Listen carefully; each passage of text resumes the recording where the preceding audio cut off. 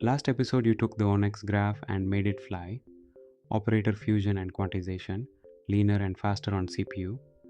But a large language model isn't a single forward pass you can fuse and forget. It generates one token at a time in a loop, and that changes everything about how you serve it. So here's the question: why do LLMs need their own serving engine at all? Start with what generation actually is.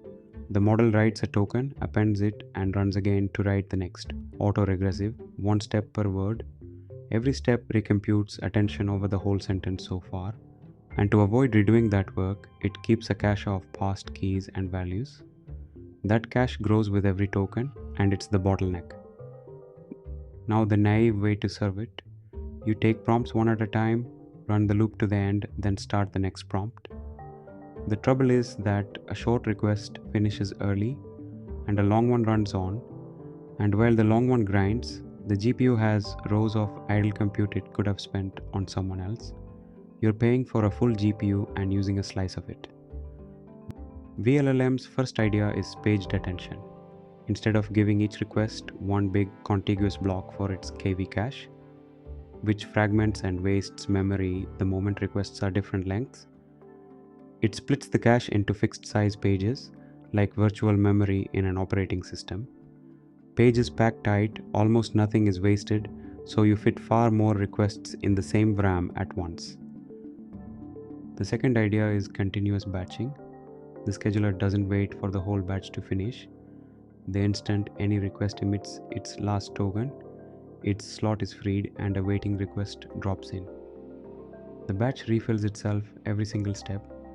The GPU stays full, and full GPU means more tokens per second. That number, throughput, is the whole game. Here's the real thing in one file. We load a small model with vLLM, and LLM.generate a list of 8 prompts in one call, and let the engine batch them. We measure wall clock time, count the tokens it produced, and report throughput in tokens per second. This needs a GPU and a model download, so the throughput figure is a representative captured run. The API is exactly what you type. Up top, the two imports that are the whole interface. From vLLM import LLM sampling params. We construct the engine with LLM model at Facebook opt 125 met, passing GPU memory utilization and max model land, so it knows how much RAM to claim and how long a sequence to plan for. That one object owns the scheduler, the paged cache, everything. Then sampling params, temperature, top P and max tokens 1028, the knobs for how each token is drawn and how long each answer runs. The point to feel here is that we build one params object and apply it to the whole list. The engine handles the per request bookkeeping under the hood. The line that matters is LLM.generate prompts sampling params.